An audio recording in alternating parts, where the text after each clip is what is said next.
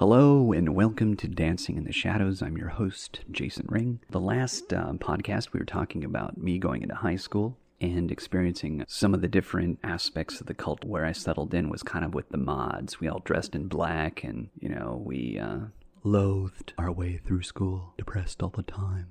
And we listened to The Cure, Depeche Mode, and The Smiths. People didn't understand us. But that's who we were, and we made the best of it. So I was talking about how I started to connect with creative things, writing, music. I didn't get into that yet, but drafting. I failed drafting, but I liked the art. I thought it was really cool. I just didn't connect with it early on. Wood shop and metal shop. I thrived. I loved it. I loved working with my hands and creating things and bringing my vision to life. I think I carved a turtle bowl. I made a gnome's home, or what they call a bandsaw box. That was really cool. I actually got an A on that. And in metal shop, I worked in the foundry. We melted aluminum and steel and metal, and we poured molds, and we did castings. It was just a really awesome experience. And I felt, wow, this is crazy. Here I am pouring molten metal into, sand castings. But just a couple of years later, I couldn't even serve a beer, Jim Boy's funny. Music appreciation was a class that was unique to my school, and it was taught by an amazing musician named Craig Fagnani. He had a local band, and he taught this class, and I remember the first day. He was a height-challenged individual, and so he would stand up on a chair often, and he was funny, and he was comical, and he was expressive. We called him Rolf, because he'd get on the piano and he'd start playing away like, the Muppet, the dog Muppet, Rolf. He says, this is a class like nothing you've ever experienced before. Why? Because it's my class and we've never done it before. This is the first year and I am really excited about it.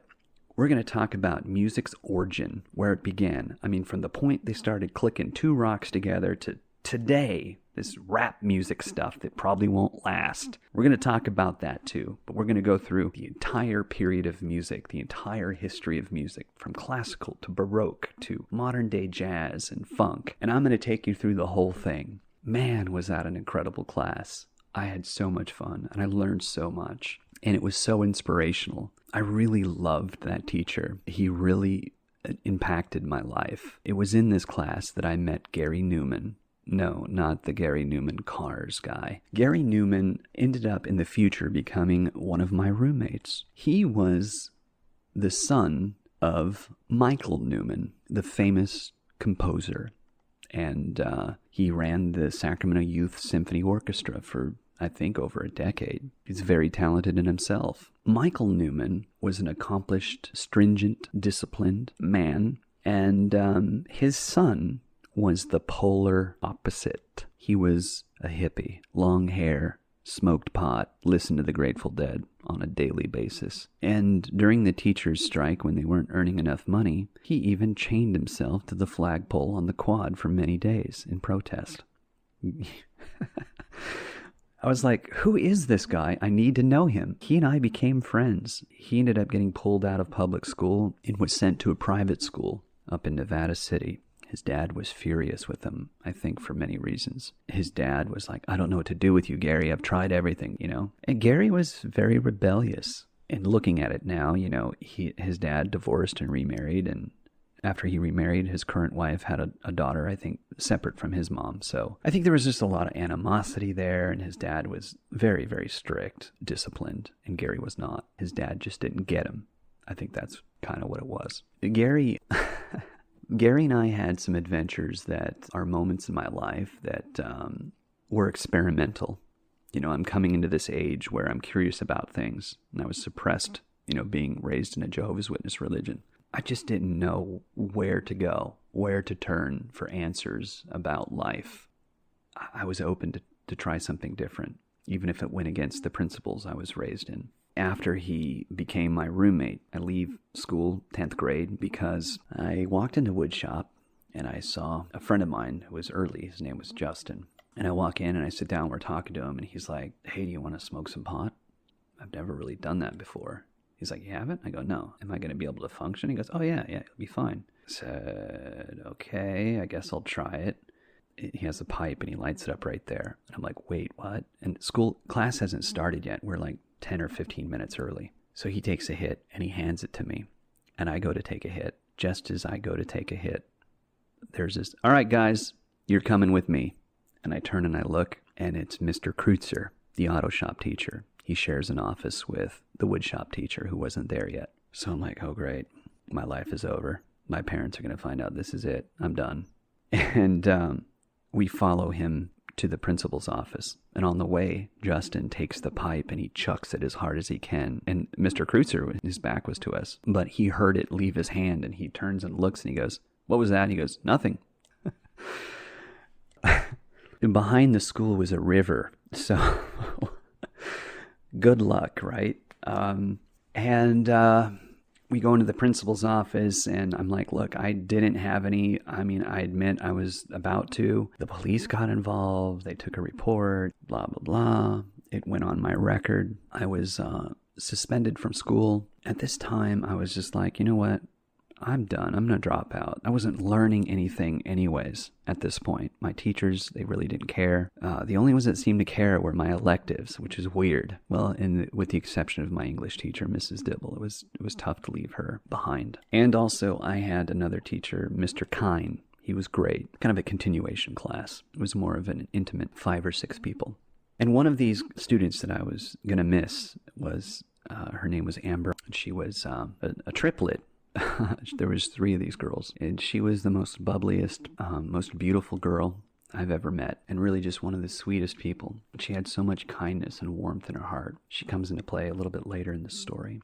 So I leave high school. I receive a settlement from the homeowner's insurance case that took place when I was a kid. And it was a pretty sizable amount. And I had already saved up and bought a car, a 1974 Plymouth Duster, and I started working on it, making it my dream car kind of thing. It was my first car, and it was a faded, dull forest green. And I polished that thing almost every day, and I brought that paint job back to life. It looked brand new when I was done with it. Pretty amazing. I rubbed a lot of dirt out of that paint job and just really brought it back to life. They couldn't believe it. The people I bought it from, they saw it later, and they couldn't believe it was the same car.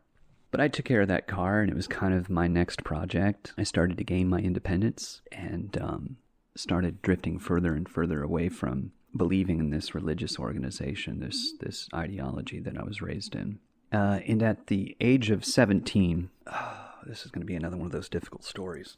One of my best friends that I'd grown up with in this religion, I mean, we were infants that played together. We grew up together. He falls in love with a worldly girl, somebody outside the Jehovah's Witness ideology.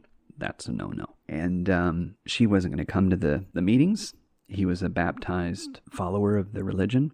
She got pregnant. And as a result of Brian getting her pregnant, I think there was maybe some other issues too, but he was eventually disfellowshipped from the religion and shunned from his family, kicked out of his home. Single parent mother kicked him out of his home. My understanding is that his girlfriend's family kind of took him in a little bit. All of this was a lot of stress on him. He got into alcohol and drugs, joined a gang, still worked, when he could. He tried to keep, out of trouble as much as possible, but he was getting into some trouble. He came home one night, found that one of his best friends was with his girlfriend. She wouldn't let him in, and he left, and he got drunk, and he came back, and he ended up busting the door down and then going into the room with his baby and shutting the door. And she called the police. The police arrived, and he told the police through the locked door that he had a gun. To prove it, shot the television in the bedroom. He just wanted to spend time with his child and see his baby, and he was emotional. And he just felt his whole world collapsing around him. He was 19 years old. The police busted the door down, and he scattered his brains across the wall in the room with his baby. And that was a very, very difficult day. I came home from school. And this is while I was still in high school. But it was in my junior year, the year I left. My parents says, Jason, come in and sit down. We have some bad news to tell you.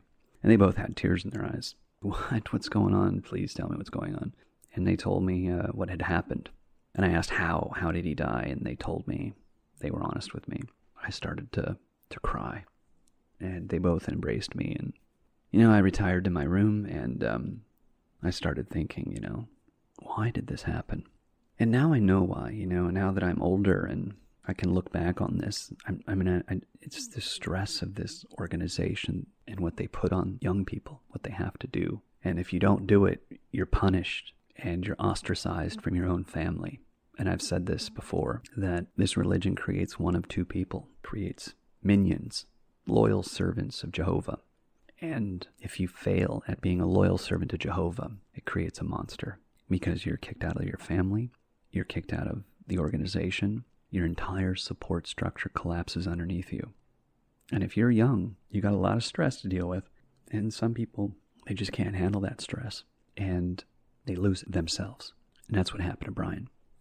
He lost himself. He took his life. He was 19 years old.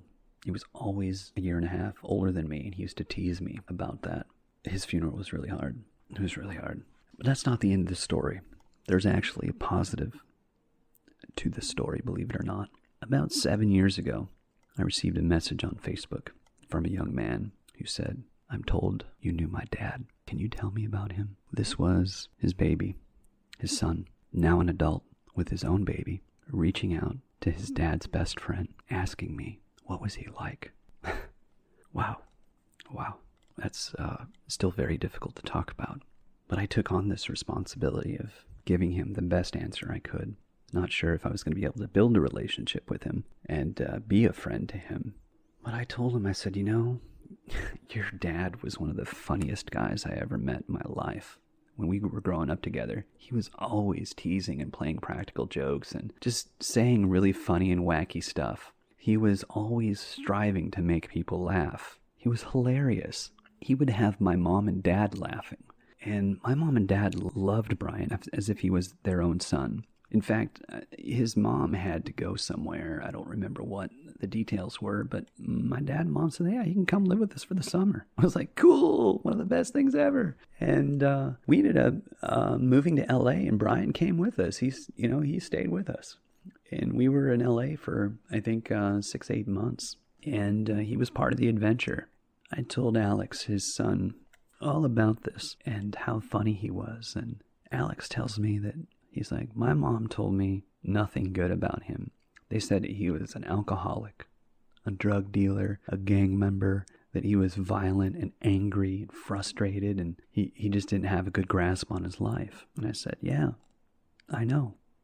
But that's not who Brian was. That's who he became as a result of this cult religion pulling the carpet out from underneath him. They created that monster, and I held them responsible. I still hold them responsible for his death. The blood is on their hands. I know this.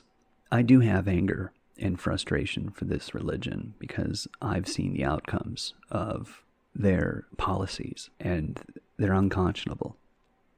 Man, Brian, I miss you, man. I do.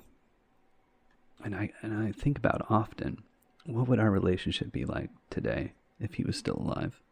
It was a devastating blow. And also, one of my first confirmations that this religion is not the truth. It's not a religion of God. It's quite different. These policies are not godly. They're not. And I'm going to get into that in the next podcast. As always, I want to thank you all for listening. It just means the world to me that you guys are with me, listening along. And, please subscribe and share. It means the world to me. And I feel myself healing as I'm speaking about this stuff. I've been suffering from depression for a long time, but I've usually been able to manage it pretty well. It isn't until fairly recently, with some recent events that have took place, which I will get into eventually, that has, kind of pulled me down into the deepest depression I've ever been in. It's why this podcast started. It's why I'm continuing to speak to you, put my voice out there. It's helping me heal. It's helping me get this out of my system. And I thank you for being there. So until the next podcast, thanks.